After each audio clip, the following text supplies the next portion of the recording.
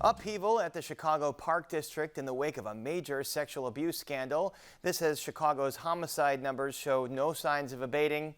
And City Council is in the midst of debating the mayor's $16 billion pandemic budget that has billions in federal aid and a couple $100 million more for the Chicago Police Department. Here to talk about all that and other topics are four members of City Council. They are Gilbert Villegas, who represents the 36th Ward and chairs the Committee on Economic, Capital, and Technology Development. Pat Dowell from the 3rd Ward and chairs the Budget and Government Operations Committee.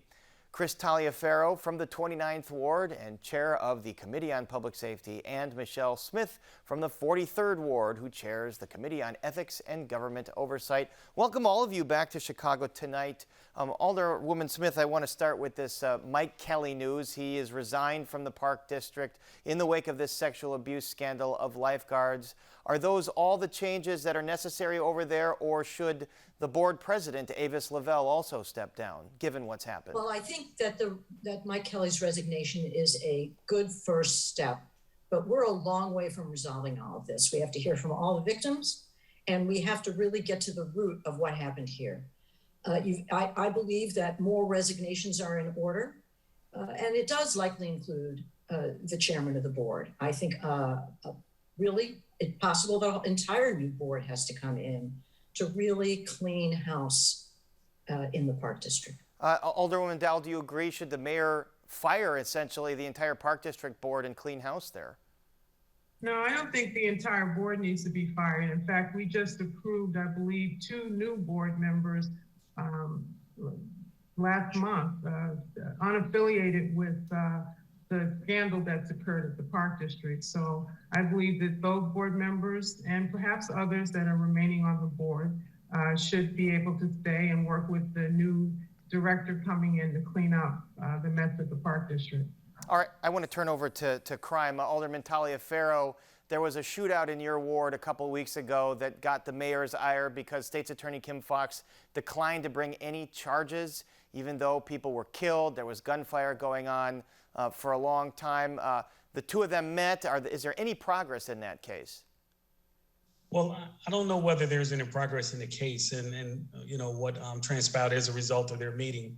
But I think across the entire city, not just in my ward, we want to start seeing action being taken against those that are out there just committing harm and in fact, killing our residents.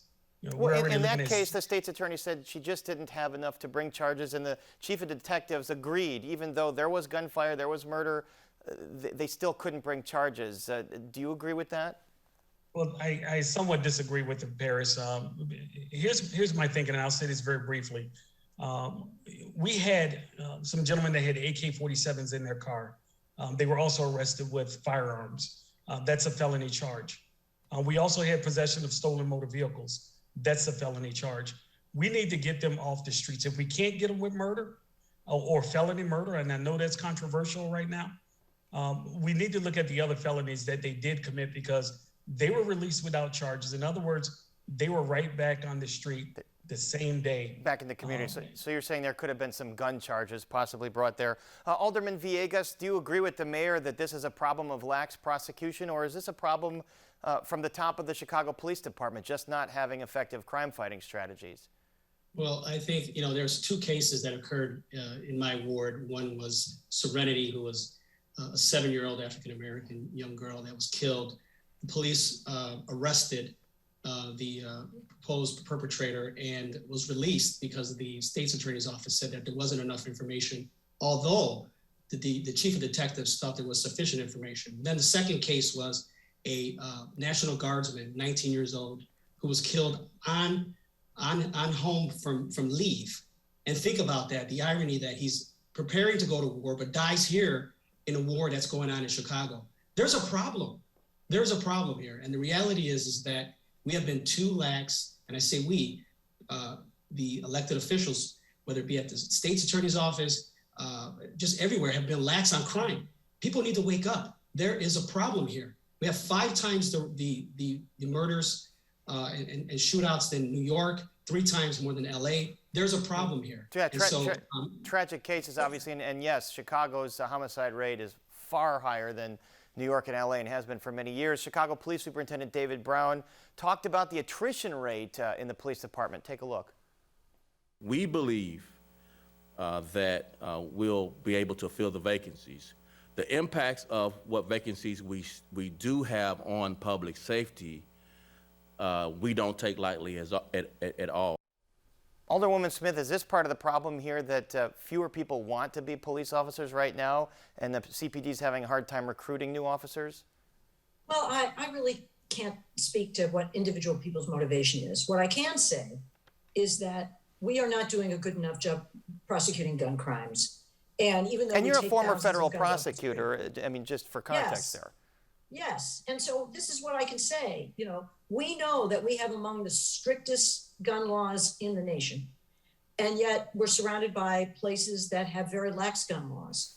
And while we really need the leadership of our federal partners to help us work on that problem, in the meantime, I strongly believe that if we are as anti-gun as we say, it should extend through the entire life of that gun, including the person who picks it up and uses it.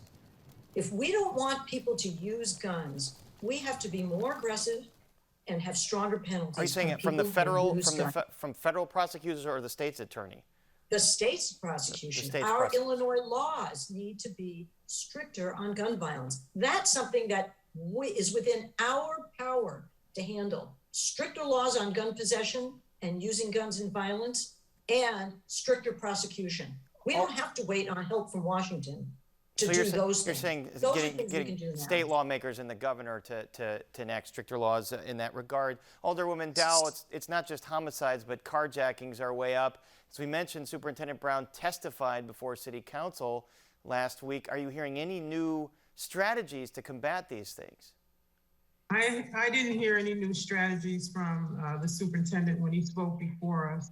I mean, I think one of the things that came up during the budget hearings this last 2 weeks was a call for some kind of public safety gun violence summit to try to figure out who is really responsible here to handle and tamp down on the crime that's going on in our city. You know, finger pointing is never going to work. And we need to really think through, you know, what the courts can do, what the police can do, what the state's attorney can do. All of these are critical pieces of the puzzle to end the violence that we see in the carjackings that we see. We have this federal task force on gun trafficking, and we have a carjacking task force, but we don't seem to be putting a dent in our problem. And so more needs to be done. All right, and we have a lot more to talk about, but we're gonna have to leave it there for right now. We'll be joined again by our guests to talk about the retirement of Inspector General Joe Ferguson and much more. But for now, our thanks to City Council members Gilbert Villegas, Pat Dowell, Chris Taliaferro, and Michelle Smith.